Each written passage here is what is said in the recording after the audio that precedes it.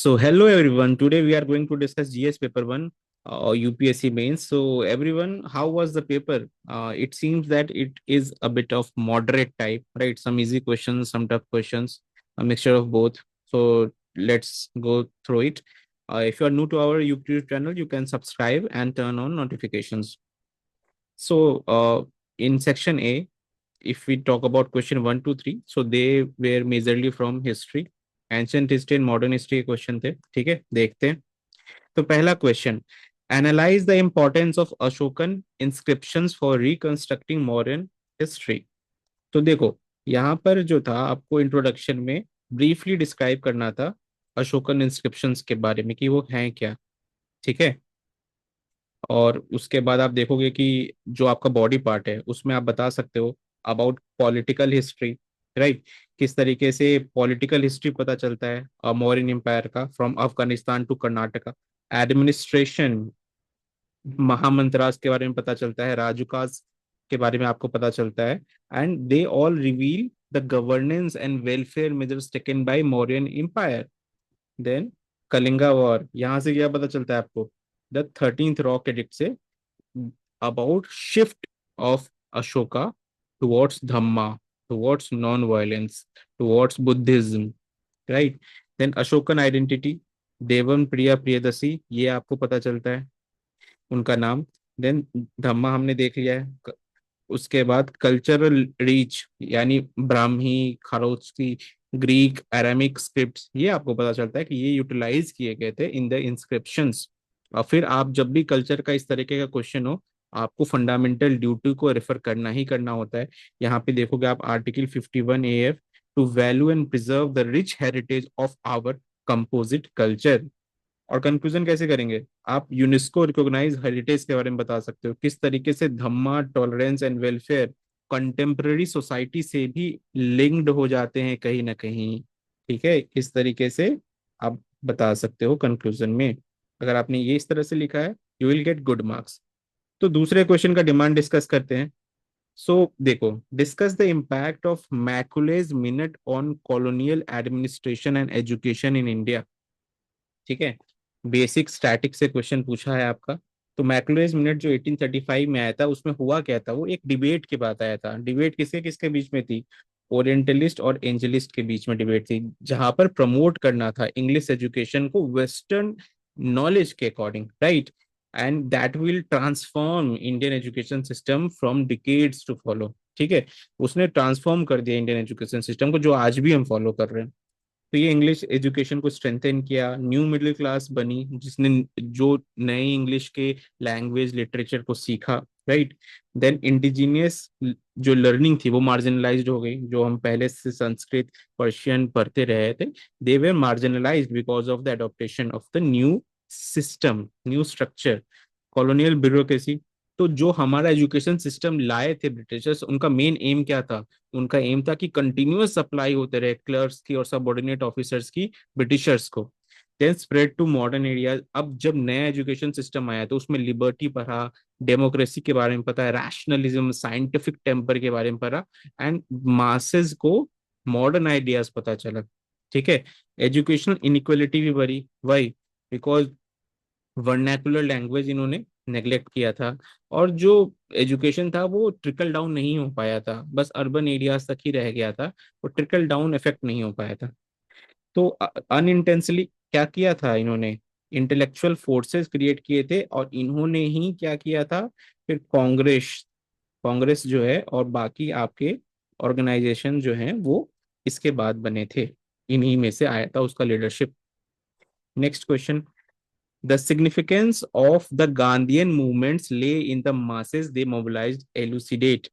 ठीक है, तो आप इंट्रोडक्शन में गांधीयन मूवमेंट को ब्रीफली डिस्क्राइब कर सकते हो, किस तरीके से इसने एलीट मूवमेंट को, जो कि आपके मॉडरेट्स कर रहे थे कॉन्स्टिट्यूशनल स्ट्रगल, उसको मास बेस मूवमेंट में कन्वर्ट किया था। कैसे, via 3 grand movements, non cooperation movement, civil disobedience movement और क्विट इंडिया मूवमेंट।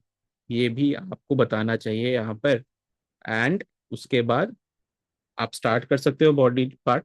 सिग्निफिकेंस क्या था, पीजेंट पार्टिसिपेशन, अर्लियर जो भी मोबिलाइजेशन हुए थे they were most focused on urban areas and elites. तो पीजन का पार्टिसिपेशन जैसे चंपारण है, खेड़ा है, और उसके बाद सब्सिक्वेंटली हर एक जो मूवमेंट था उसमें इंक्रीज ही होता चला गया।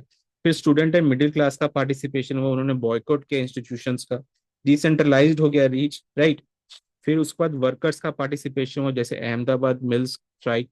फिर न्यू मेथड्स आए, सत्याग्रह, स्वदेशी, खड़ खादी, चरखा। नॉन वायलेंस की भी बात करते हैं, इस तरीके से सारा जो आपका प्रोटेस्ट था that was based on non violence. Then women, urban to rural, पूरी तरीके से रीच को इंक्रीज किया गया। फिर नेशनल इंटीग्रेशन हुआ via the participation of masses. और कंक्लूजन में आप क्या कह सकते हो कि हाउ बिपिन चंद्रा नोटेड कि Gandhian politics transformed nationalism into a mass consciousness, its legacy endures today's in India's participatory democracy and popular political mobilisation. ठीक है, आज भी जो पार्टिसिपेटरी डेमोक्रेसी है और पॉलिटिकल मोबिलाइजेशन है that is inspired by Gandhi's mass movement, ये आप बता सकते हैं। फिर नेक्स्ट सेक्शन 2 में बात करते हैं क्वेश्चन 4 टू क्वेश्चन 7 ज्योग्राफी के क्वेश्चन से हैं। देखो, व्हाट इज फुजिवारा इफेक्ट? ठीक है, थोड़ा टेक्निकल क्वेश्चन था। Explain its impact on the movement and intensity of tropical cyclones. ठीक है, फिर उसका आप देखो, the Fujiwara effect describe the interaction between two near by cyclonic vertices causing them to rotate around a common center or influence each other। ठीक है, अब ये कैसे होता है, देखो यहाँ पे आपका हुरिकन ए है, यहाँ पे हुरिकन बी है, अब ये क्या कर रहे हैं, इंटरैक्ट कर रहे हैं, और यही है फुजिवारा इफेक्ट। ठीक है, अब देखते हैं क्या होता है इसका इम्पैक्ट। तो इंटरेक्शन डिफाइंड होता है नियर बाय साइक्लोनिक वॉटिसेज में, फिर मर्जर होता है इनका, एक लार्जर सर्कुलेशन क्रिएट होता है। फिर उसके बाद आप देखोगे ट्रैजेक्टरी चेंज हो जाती है, म्यूचुअल रोटेशन होता है, एब्जॉर्प्शन होता है मर्जर के बाद, इंटेंसिटी जो है वो वीकनिंग हो जाती है शेयर और ऑल्टर्ड स्ट्रक्चर के कारण। पहले दो में स्ट्रांग रहती है, जैसे जैसे मर्ज होने लगता है उसके बाद धीरे धीरे वीक होने लगती है। फिर फोरकास्टिंग चैलेंजेस होते हैं।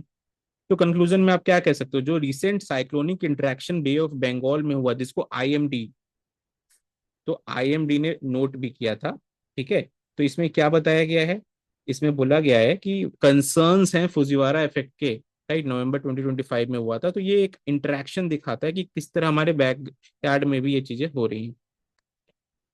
फिर उसके बाद next, tundra regions are ecologically fragile but economically important, examine the statement critically. तो क्रिटिकली आपको इसको एग्जामिन करना है। ठीक है, तो आप देखते हैं हम क्या है इसमें। तो इकोलॉजिकल, पहले तो आप टुंड्रा रीजन क्या है वो बता दोगे। तो cold permafrost bound sparsely vegetated region जो आपके नॉर्थ में होता है, नॉर्थ में। अब देखो ये क्या है, मैप देखो टुंड्रा का, ये देखो नॉर्थ का जो आप स्ट्रक्चर देख रहे हो ना, यही है दिस वन। ठीक है, यही है आपका। सो ये आपको पता होना चाहिए, राइट। नेक्स्ट उसके बाद इकोलॉजिकल फ्रेजिलिटी, तो slow decomposition and nutrient cycling, vegetation takes decades to regenerate, permafrost thaw destabilises ecosystem और थ्रेटन करता है हैबिटेट को। अब उसके बाद जो इसके इकोनॉमिक इंपॉर्टेंस है वो क्या है, तो ऑयल मिलता है, नेचुरल गैस, ये सारे जो मिनरल्स है वो मिलते हैं। और जो शिपिंग रूट्स हैं, शिपिंग रूट जो है इसके अराउंड जो है वो चेंज हो रही है, why because of the melting of ice. फिर इंडिजिनियस लाइवलीहुड देखोगे, हर्डिंग और फिशिंग की इस एरिया में होती है। फिर साइंटिफिक रिसर्च जो है वो रेगुलेटेड होता है टूरिज्म के साथ। ठीक है, अब ये जो यूएस के ऑर्गेनाइजेशन है एनओए, ठीक है, इन्होंने क्या रिपोर्ट कार्ड में बोला है, इन्होंने बोला है highlighted that rapid tundra transformation due to warming and permafrost thaw reinforces the need for sustainable development and urgent climate action. तो रैपिड जो ट्रांसफॉर्म हो रहा है टुंड्रा, वो बहुत ही क्रिटिकल है overall climate change, global climate change की बात हो रही है यहाँ पे। तो ये आपको लिखना बहुत इंपॉर्टेंट है, नोवा का reference, this will give you good marks.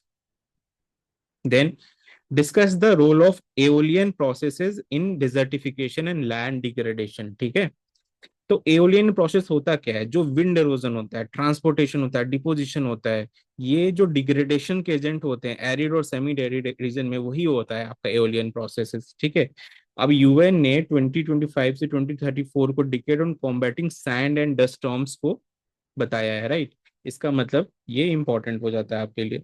फिर उसके बाद डिफ्लेशन बताओगे आप, abrasion, dune migration, dust storm, vegetation loss, ठीक है। और ह्यूमन के कारण किस तरीके से एम्प्लीफिकेशन हो रही है इन सारी चीजों का, और क्लाइमेट का क्या लिंकेज है, ठीक है, एरिड रीजन के कारण। अब एओलियन डिग्रेडेशन और ड्यून माइग्रेशन जो है ना, फ्रेजाइल ड्राई लैंड को, जैसे इंडिया का आप थार देखो, वो इफेक्ट करता है, क्रिटिकली इफेक्ट करता है, ठीक है। तो लैंड डिग्रेडेशन यूटिलिटी अफेक्ट होता है इससे, ये आप इंडिया का रेफरेंस यहाँ पे बता सकते हो। तो ये आप देख लो, ये सारे के सारे एओलियन प्रोसेसेस से रिलेटेड चीजें। Next, water resources are both an asset and a source of conflict in South Asia. Examine this statement giving examples, ठीक है। तो वाटर रिसोर्सेज के बारे में बात हो रही है। अब ये सारे बहुत सारे क्वेश्चन जो है ना, ये हमने अपनी गेस क्वेश्चंस में या फिर मोस्ट प्रोबेबल क्वेश्चंस में, ये हमारे जो टेस्ट सीरीज हैं उसमें हमने ये दे रखा था। हमें लग रहा था इस साल वाटर स्ट्रेस वगैरह क्वेश्चन इंपॉर्टेंट हो गए। तो साउथ एशिया में आप बता सकते हो, ब्रॉडली डिस्क्राइब करके आप मैप भी बना सकते हो। फिर एज एन एसेट आप कैसे देख सकते हो इसको, तो इंडस वाटर सिस्टम है यहाँ पे, गंगा ब्रह्मपुत्र सिस्टम है, नेपाल भूटान हाइड्रो पावर का जो पोटेंशियल है, सुंदरबन इकोसिस्टम है। और कॉन्फ्लिक्ट क्यों हो रहा है, बिकॉज आप देखो इंडस वाटर ट्रीटी जो है दैट इज इन अबेयंस, ठीक है, because of Pakistan cross border terrorism. Then India Bangladesh Teesta water sharing dispute भी चल रहा है आपका, फरक्का बैरेज डिस्प्यूट भी चल रहा है, और चाइना के साथ आपका ब्रह्मपुत्र पे भी डिस्प्यूट चल ही रहा है। अब UNSDG 6 का रिपोर्ट था एक, राइट, व्हाट हाईलाइट किया था इसने, क्या हाईलाइट किया था? So it highlighted critical water stress in central and southern Asia, basin based cooperation and hydro diplomacy की रिक्वायरमेंट है। उसने बोला था कि क्रिटिकली स्ट्रेस रीजन है central and south southern Asia, and basin based cooperation and hydro diplomacy are required. तो ये आप कंक्लूड कर सकते हो। फिर इंडियन सोसाइटी की बात करते हैं, क्वेश्चन 8 to 10। तो आप क्वेश्चन 8 देखो, unity in diversity remains the defining feature of Indian society despite challenges from communalism and regionalism. तो आपको इस पे बताना है।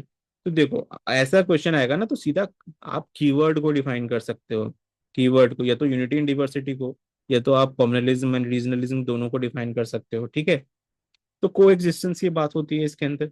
तो सोर्सेज ऑफ रिजिलियंस क्या है इसके अंदर, तो आप देखोगे कॉन्स्टिट्यूशनल सेफगार्ड्स हैं, कल्चरल सिंक्रेटिज्म है, जैसे भक्ति सूफी मूवमेंट हुआ था, राइट। फिर डेमोक्रेटिक इंटीग्रेशन है इलेक्शन से, इकोनॉमिक इंटीग्रेशन है, कॉमन मार्केट है, मोबिलिटी है, शेयर्ड पॉपुलर कल्चर जैसे सिनेमा, स्पोर्ट्स, डिजिटल मीडिया। और चैलेंजेस क्या आते हैं, तो कम्युनल पोलराइजेशन है, आइडेंटिटी बेस्ड वायलेंस है, वोट बैंक पॉलिटिक्स है, रीजनलिज्म और लिंग्विस्टिक असर्शंस होते हैं जब, ठीक है। अनइवन डेवलपमेंट होता है, जैसे आप माओइज्म वगैरह को देखोगे, है ना, नॉर्थ ईस्ट रिलेटेड इशू। अब एक केस स्टडी आप दे सकते हो, हाईलाइट कर सकते हो अबाउट पंजाब, मलेरकोटला का ड्यूरिंग द 1947 पार्टीशन। यहाँ पर बहुत ज्यादा पीस था, आसपास के एरिया में इश्यूज थे बट पीस था। कारण क्या था? Because of inter community trust, ठीक है, इंटर कम्युनिटी ट्रस्ट था। और कॉम्युनलिज्म और रीजनलिज्म से फाइट करने के लिए जो साउथ ईस्ट एशियन कंट्री जैसे मलेशिया है, इन्होंने बहुत अच्छे तरीके यूज किए हैं, इनको भी आप केस स्टडी में यूज कर सकते हो, राइट।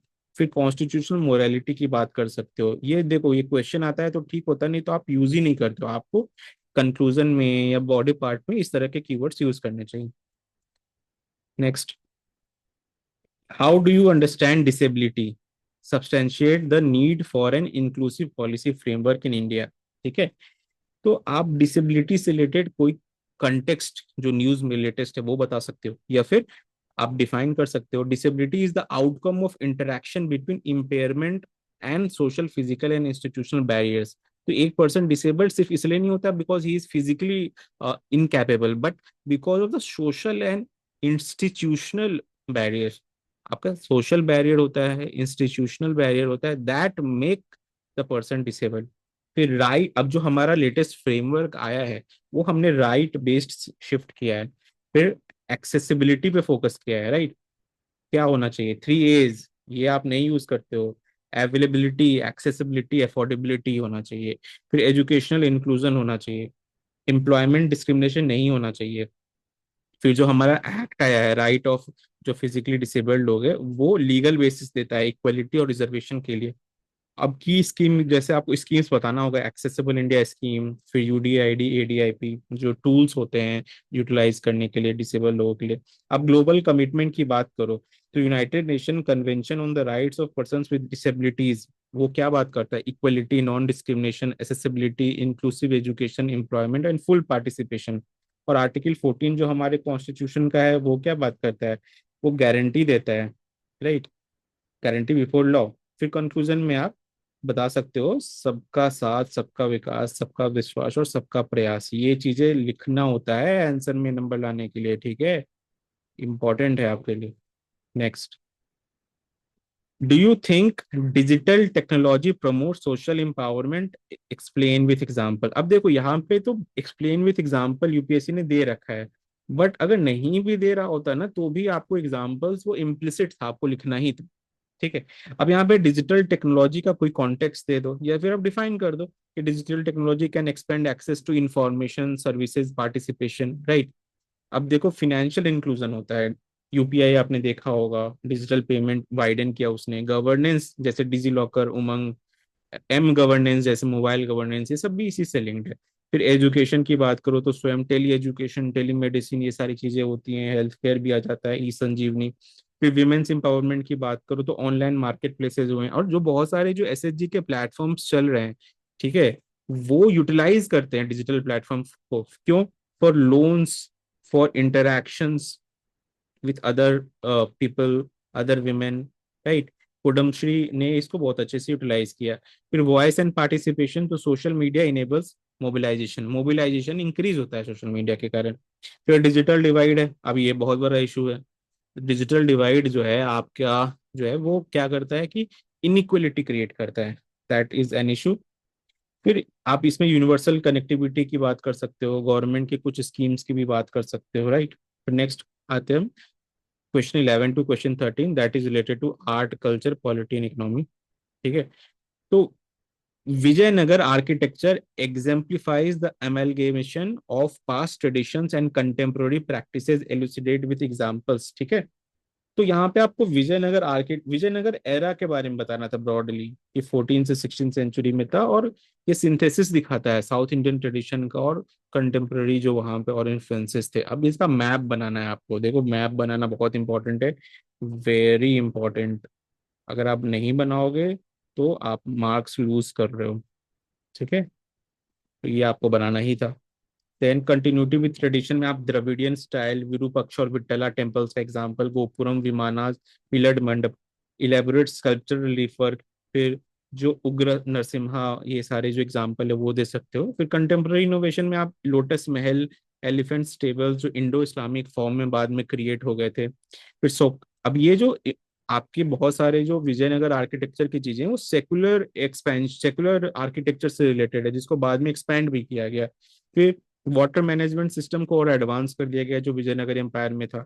मैसिव फोर्टिफिकेशन और गेटवेज को भी यूटिलाइज किया गया था बाद में। अब देखो ये आप कंक्लूजन में कह सकते हो कि जो स्ट्रॉन्ग द्रविडियन फाउंडेशन है और कंटेम्प्रेरी डेक्कन इन्फ्लुएंस है, इन दोनों का एमलगमेशन था और काफी ज्यादा इसको और आगे बढ़ाया था इसने। Next, linguistic reorganisation of Indian states was driven by popular pressure from below. अच्छा, आप बिलीव नहीं करोगे, ये डायरेक्टली हमारे क्वेश्चन था हमारा विजयनगर पे, हमारे टेस्ट सीरीज में ऑल्सो, हमारे जो काफी प्रेडिक्ट वाले सीरीज थे उसके अंदर हमने प्रेडिक्ट भी किया था कि Vijayanagar architecture is very important, इससे वो आप देख सकते हो, यूट्यूब पे है। फिर linguistic reorganisation of Indian states was driven by popular pressure from below. अब देखो इसमें लिंग्विस्टिक रीऑर्गेनाइजेशन के बारे में आप थोड़ा सा बेसिक बैकग्राउंड दे सकते हो इंट्रोडक्शन में, राइट। उसके बाद पोट्टी श्रीमालू का जो फाइट था फॉर आंध्रा, फिर धार कमीशन जो बना, ठीक है, फिर उसके बाद Fazal Ali commission, then SRC act आया, फिर संयुक्त महाराष्ट्र एंड महा गुजरात की बात हुई, देन पंजाबी सूबा मूवमेंट हुआ, फिर नॉर्थ ईस्ट की डिमांड आई, तो ये सारे जो है इंटरलिंक्ड है।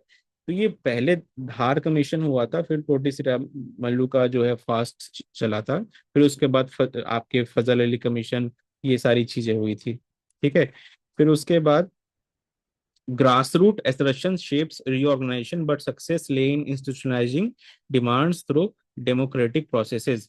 ठीक है, ये आप जो है कंक्लूजन में बता सकते हो. Next, the model of planned economy was adopted in India to address the regional imbalances left behind by colonial rule. ठीक है, अब इसमें जो है आप ये प्लानिंग कमीशन से रिलेटेड है कि किस तरीके से प्लान्ड इकोनॉमी चल रही थी. तो कॉलोनियल लेगेसी क्या थी कि बॉम्बे, कलकत्ता, मद्रास अर्बन एरिया, जो मेगा अर्बन एरियाज हैं वहां पे फोकस था. फिर रेलवेज को बिल्ड किया था इन्होंने एक्सट्रैक्शन के लिए. कैश क्रॉप कल्टीवेशन स्टार्ट किया था. और बाकी जो आपके सेंट्रल ईस्टर्न और नॉर्थ ईस्ट इंडिया वो काफी पीछे रह गए थे ये सारे. ठीक है, देन उसके बाद प्लानिंग एज करेक्टिव. अब देखो हमने जो 5 ईयर प्लान स्टार्ट किया उसने इन्वेस्टमेंट किया बैकवर्ड रीजन में, जैसे भिलाई, राउरकेला, दुर्गापुर, यहाँ पे स्टील प्लांट्स लगाए थे जो पब्लिक सेक्टर की कंपनीज हैं. फिर भाखड़ा नंगल डैम बनाया था जिससे कि इलेक्ट्रिसिटी मिले इन एरियाज को. हीराकुद डैम बनाया था. इलेक्ट्रिसिटी एंड इंडस्ट्री, इंडस्ट्री तो बिना इलेक्ट्रिसिटी के आ नहीं सकती, राइट. एंड उसके बाद बैकवर्ड रीजन प्रोग्राम स्टार्ट किया था प्लानिंग कमीशन ने. और फिजिकल ट्रांसफर करते थे. देखो नीति आयोग के पास ये पावर नहीं है about the physical transfer, but planning commission के पास ये पावर था. ठीक है, फिर उसके बाद आप कह सकते हो कंक्लूजन में कि while the planning commission sought to correct colonial era regional disparities through centralised planning, आपको नीति आयोग के बारे में बताना चाहिए कंक्लूजन में कि NITI Aayog cooperative and competitive federalism can carry this objective forward through state specific strategy, aspirational district and outcome based development. अब ये है हमारे पास नीति आयोग जो कि एस्पिरेशनल डिस्ट्रिक्ट प्रोग्राम चला रहा है, आउटकम बेस्ड डेवलपमेंट पे फोकस कर रहा है, और स्टेट स्पेसिफिक स्ट्रेटजी है. प्लानिंग कमीशन का एक डिसएडवांटेज था that it was focus on top down और NITI Aayog is bottom up. Next 14 to 17 geography. अब देखो compare the loo, chinook and foehn winds on the basis of their prevalence, nature and climate pacts impacts. तो अब देखो broadly आप जो ये wind system है इसको इंट्रोडक्शन में बता सकते हो. देन उसके बाद आप इस तरीके का एक चार्ट बना सकते हो, राइट, कॉलम वाला. एंड उसमें आप लू, चिनूक एंड फेन में कंपैरेटिव एनालिसिस कर सकते हो. तो प्रिविलेंस लू में देखोगे तो नॉर्थ वेस्ट इंडिया पाकिस्तान में होता है. चिनूक जो है आपका रॉकी माउंटेन्स में. और फेन यूरोपियन एल्प्स में. लू का weather May June summer. Chinook winter and spring. Foehn हर पूरे साल ही होता है. फिर लू में देखोगे hot dry dust laden. Chinook warm dry descending. और फेन भी वार्म ड्राई डिसेंडिंग. फिर लू में देखोगे तो इंटेंस प्लेन हीटिंग. चिनूक में देखोगे तो ओरोग्राफिक एडियाबेटिक वार्मिंग. और फहीन में ओरोग्राफिक एडियाबेटिक वार्मिंग. लू में heat states, crop damage. Chinook में रैपिड स्नो मेल्ट होता है. और फहीन में स्नो मेल्ट होता है.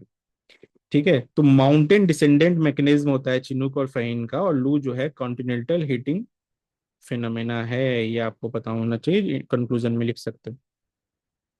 Next, analyze the role of satellite-based technology in achieving climate smart agriculture and food security in India. ठीक है, तो क्लाइमेट स्मार्ट एग्रीकल्चर यूपीएससी का एक ट्रेंड बन गया है क्वेश्चन पूछने का. हर साल 2 साल के अंदर UPSC is asking this type of question in one question format और अदर. फिर क्लाइमेट स्मार्ट एग्रीकल्चर जनरली लोग जीएस3 के लिए पढ़ते हैं और यूपीएससी ने जीएस1 में पूछ लिया. तो हायर प्रोडक्टिविटी, रिजिलियंस और सस्टेनेबिलिटी के लिए सैटेलाइट टेक्नोलॉजी सपोर्ट करता है इन तीनों को. तो क्रॉप मॉनिटरिंग होती है, यील्ड एस्टिमेशन होता है, वेदर इंफॉर्मेशन मिलता है, drought monitoring, flood assessment, precision agriculture, crop insurance. ठीक है, तो जो क्रॉप इंश्योरेंस का मैकेनिज्म है, अगर इसमें आप समझोगे कैसे लिंक्ड है. अब देखो जब पूरा डेटा मिल जाता है तो it is easier for insurance company, right, कि किस तरीके का इंश्योरेंस मैकेनिज्म आप बना सकते हो, आप फ्रेमवर्क क्रिएट कर सकते हो उस पर्टिकुलर एरिया के लिए. और क्लेम का प्रोसेस भी इजी हो जाता है. फिर लैंड मैनेजमेंट जैसे भुवन का एग्जांपल है, और फिशरीज. फिर चैलेंजेस क्या होते हैं इसके, तो लास्ट माइल एक्सेस का issue, affordability, digital literacy, ground validation. कैसे वैलिडेट करोगे ग्राउंड पे इन चीज़ों को. फिर सैटेलाइट टेक्नोलॉजी स्ट्रेंथन करता है इन सारी चीज़ों को. और कुछ गवर्नमेंट के स्कीम के बारे में भी आप लिख सकते हो यहाँ. Next, the centre of global trade is gradually shifting from the Atlantic to the Indo Pacific region. ठीक है, ये तो आपको पता होना चाहिए. इंडो पैसिफिक में कौन है, India and China, right. These are the next two biggest economy in terms of purchasing power parity. फिर उसका rise of Asian economies, China India ASEAN. फिर मैन्युफैक्चरिंग हब है चाइना को देखोगे, इंडिया और वियतनाम वगैरह भी इंक्रीज कर रहे हैं। चाइना+1 स्ट्रैटेजी। फिर डेमोग्राफिक एडवांटेज है यहाँ का, जो आप देखो डेमोग्राफिक एडवांटेज दो तरीके से होता है। एक एडवांटेज क्या है कि आपके पास वर्कर्स ज्यादा होते हैं, ठीक है। दूसरा एडवांटेज क्या होता है कि आपके पास मार्केट भी बहुत होता है। अब यहाँ पे लोग क्यों बना रहे हैं इतने इलेक्ट्रॉनिक्स, क्योंकि यहाँ पे कंजम्पशन भी बढ़ता जा रहा है। आप एप्पल सैमसंग के सेल्स रिकॉर्ड देखो, सबसे ज्यादा टारगेट उनका इंडिया में होता है और इन कंट्रीज में होता है। Why? Because they have growing middle class and that can consume it. फिर स्ट्रेटेजिक सी रूट्स है यहाँ पर, South China Sea, Malacca Strait, energy flows होता है। इंफ्रास्ट्रक्चर इंस्टीट्यूशंस नए नए बन रहे हैं, आप देखोगे जैसे आप आरसीपी की बात करो जो एक्सपैंड हो रहा है, आप न्यू डेवलपमेंट बैंक की बात करो, बीआरआई, स्ट्रैटेजिक रीओरिएंटेशन, ठीक है। अब यहाँ पे ही जो ट्रम्प है उन्होंने गलती की है कि वो फोकस अपना वेस्ट एशिया पे ले गए हैं, जबकि पहले जो है इंडो पैसिफिक पे फोकस था। फिर Atlantic retains its edge in finance technology and services, why? Because of Western Europe and USA. तो इसके कारण जो फिनेंस टेक्नोलॉजी और सर्विसेज है उसमें अभी भी अटलांटिक जो है that is superpower. Then shift जो है वो रिलेटिव है, धीमे धीमे हो रहा है, एब्सोलूट नहीं हो रहा है, जैसे कि आप फिनेंस टेक्नोलॉजी सर्विसेज में नहीं कर पाए हो, बेसिकली वर्कर्स और मार्केट में हुआ है अभी तक। Next, analyse the major drivers of human induced land use change in India and their geographical consequences. तो इसमें मैप तो आपको बनाना ही बनाना था, मैप वॉज वेरी इंपॉर्टेंट। अब देखो लैंड यूज पैटर्न में क्या चेंजेस हुए ह्यूमन इंड्यूस, तो अर्बनाइजेशन हुआ है, ठीक है। तो एरियाज जो हैं वो बिल्डअप के बड़े हैं। फिर एग्रीकल्चर का एक्सपेंशन हुआ है, तो फॉरेस्ट वगैरह काटा है हमने, soil and water system change हुआ है, इंडस्ट्रियलाइजेशन हुआ है, इंफ्रास्ट्रक्चर डेवलपमेंट हुआ है, हाईवेज ये सब बने, माइनिंग जो है वो इंक्रीज हुआ है, डिफॉरेस्टेशन बढ़ते चला गया है। एंड इसी का आप देखो कि सॉइल इरोजन जो है वो कॉन्सिक्वेंस है, ठीक है, कॉन्सिक्वेंस है। हैबिटाट फ्रैगमेंटेशन जो है वो कौन आपका कॉन्सिक्वेंस है। अर्बन हीट आइलैंड्स बन रहे हैं, देखते हो कितना एक्सट्रीम हीट हो रहा है। फिर हाइड्रोलॉजिकल डिसरप्शंस बढ़ रहे हैं, जैसे आप देखोगे कि फ्लड का रिस्क बढ़ रहा है और रिचार्ज कम होते जा रहा है। फिर वेटलैंड का लॉस हो रहा है, डेजर्टिफिकेशन बढ़ते चला जा रहा है। तो ये लैंड यूज चेंज के कारण ही हो रहा है। अब यहाँ पे आप जो हमारे गवर्नमेंट की जो विजन है, जो पॉलिसीज हैं, कैसे इसको हम लैंड डिग्रेडेशन न्यूट्रलिटी की बात कर सकते हो आप, राइट। और क्या क्या चीजें गवर्नमेंट कर रही है इन सब चीजों के लिए, जैसे वेटलैंड के लिए उन्होंने क्या किया है, रामसार साइट्स का एक्सपेंशन किया है, ठीक है। ये सब चीजें आप लिख सकते हो यहाँ पे। तो डिजर्टिफिकेशन के लिए आपकी जो बॉडी है यूएनसीसीडी, रेफरेंस आप दे सकते हो। वेटलैंड के लिए क्या कर रहे हैं हम और क्या करना चाहिए, ब्रीफली आप डिस्क्राइब कर सकते हो। फिर कंटेम्प्रेरी सोसाइटी, तो पहला क्वेश्चन है इसमें 18वां, is caste disappearing in urban India, illustrate your answer with example. भाई इससे ज्यादा सिंपल क्वेश्चन क्या आप यूपीएससी पूछेगा, मतलब बिल्कुल आपको पास्ट में ले गया यूपीएससी। लग रहा है ये 2010 या 2005 का पेपर है। अब देखो यहाँ पे जो आप कास्ट रिलेटेड इंट्रोडक्शन लिखोगे, फिर उसके बाद अर्बन एनोनिमिटी की बात करोगे, मॉडर्न ऑक्यूपेशन की बात करोगे, एजुकेशन एंड मोबिलिटी की बात करोगे, रिजर्वेशन पॉलिसीज की बात करोगे, इंटर कास्ट इंटरेक्शन। अब ये देखो कास्ट बहुत इंपॉर्टेंट थीम था, यूजीसी था, कास्ट सेंसस था, राइट। इन सब के कारण कास्ट वाज इन न्यूज बहुत ही ज्यादा, इस कारण से ये चीजें हुई हैं, ठीक है। अब जो कास्ट का जो डिसेपरेंस है ना वो ट्रांसफॉर्म हो रहा है, ये आपको लिखना जरूरी है यहाँ पे। डिसेपरेट नहीं हो रहा, ट्रांसफॉर्म हो रहा है फॉर सेकुलर फील्ड्स में आ गया है। आप देखो पहले क्या था, रिचुअल, अब वहां से आ गया आपका सेकुलर फील्ड में, रिचुअल टू सेकुलर। जैसे एजुकेशन की बात करोगे आप, राइट। और क्या बात करोगे आप, एम्प्लॉयमेंट की बात करोगे। यहाँ पे सेकुलर फील्ड्स में ये ट्रांसफॉर्म हो गया है। इसी का जो है दूसरा पार्ट देखते हैं। फिर आपका जो रेसिडेंशियल सेग्रीगेशन है वो वाली चीज करो, तो ठीक है। फिर उसके बाद मैरिज जैसे मैट्रिमोनियल प्रेफरेंसेस होते हैं, तो ये सब जो है ये बता रहा है कि कास्ट जो है अभी भी मतलब कि अपने आप को मजबूत करके रखा हुआ है बहुत सारे एरियाज में। जैसे रेसिडेंशियल सेग्रीगेशन देखोगे, मैरिज में आप देखोगे, ऑनलाइन मैट्रिमोनी में कास्ट स्पेसिफिक चीजें होती हैं। फिर पॉलिटिकल मोबिलाइजेशन, कास्ट बेस्ड जो है मोबिलाइजेशन होता है। फिर इनफॉर्मल नेटवर्क्स होते हैं, कास्ट एसोसिएशंस होते हैं, ठीक है, आपने एग्जाम्पल भी लिखने हैं यहाँ पर। फिर डिजिटल प्लेटफॉर्म्स में असर्शन की बात करोगे, राइट। फिर यहाँ पे आप कास्ट इज बिंग रीस्ट्रक्चर्ड। अब देखो कास्ट जो है that is used, misused and reused in Indian politics और Indian society from time to time. तो अपना फॉर्मेट चेंज करता रहता है और अपने आप को री इन्फोर्स करता है, ठीक है, ये एलिमिनेट नहीं हुआ है अभी तक। Next, critically examine the challenges of demographic transition in contemporary India। तो यहाँ पर आप अनइवन डेमोग्राफिक ट्रांजिशन की बात कर सकते हो, तो एम्प्लॉयमेंट जनरेशन, ठीक है। तो चैलेंजेस ऑफ डेमोग्राफिक ट्रांजिशन में क्या, एम्प्लॉयमेंट जनरेशन, हमारे बहुत इशू है अनएम्प्लॉयमेंट का, आपने देखा होगा प्रोटेस्ट वगैरह भी हुए हैं। देन स्किल मिसमैच है, जो लेबर आ रहा है आपके कॉलेजेस से वो एआई में वैसे ट्रेंड नहीं है, जो कि अभी एआई का डिमांड है, fourth industrial revolution, semiconductors, right. फिर उस पर रीजनल एसिमेट्री। अब कुछ रीजन जैसे Jharkhand, Chhattisgarh, they are regionally weak, और उनके और कंपेयर करो आप तमिलनाडु से, that is very advance in terms of industry. फिर पॉपुलेशन एजिंग है साउथ इंडिया में। जेंडर इनइक्वालिटी की बात कर सकते हो, ओवरऑल इंडिया में हो ही रही है। माइग्रेशन प्रेशर है। देन हेल्थ चैलेंजेस हैं, डुअल बर्डन है, ठीक है, फेडरल इम्प्लीकेशंस है, ये चीजें जो हैं यहाँ पे चैलेंजेस हैं। फिर next question, evaluate the impact of globalization on Indian youth with reference to social, political, economic and cultural space। अब देखो यहाँ पे यूपीएससी ने स्पेसिफिक बताया कि हमें ये डायमेंशंस चाहिए। अगर आपको नहीं भी बताया होता ना तो भी आपको इन्हीं डायमेंशंस पे लिखना होता है, तो ये आपको एक हिंट देता है, दिस टीचर्स यू कि किस तरीके से आंसर्स के डायमेंशंस लिखने होते हैं।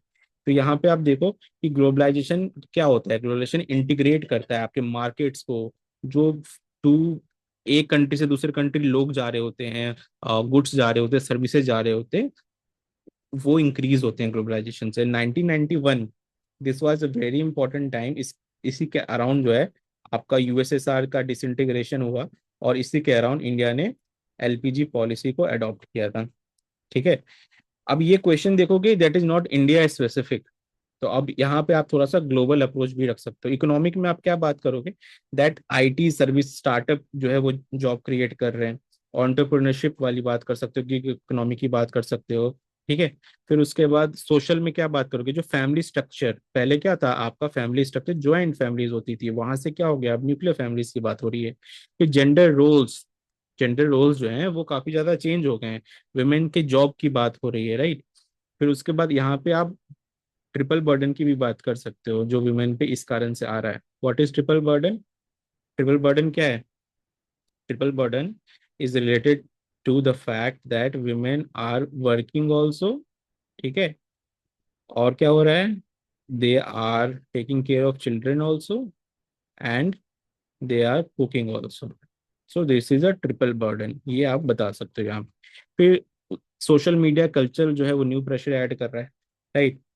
फिर उसके बाद आप देखो पॉलिटिकल में तो क्लाइमेट और राइट्स इशू जो है उसके बारे में अवेयरनेस हुई है, राइट, जैसे आप न्यू सोशल मूवमेंट की बात कर सकते हो।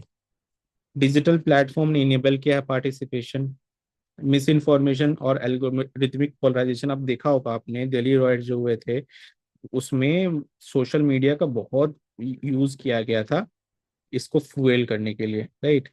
ये जो है ऑन रिकॉर्ड चीजें हैं। फिर उसके बाद कल्चरल तो हाइब्रिड आइडेंटिटी हो गई है, ग्लोबल और local, right. OTT platforms consumption diversity हो गई है, कंज्यूमरिज्म का इशू है, ठीक है।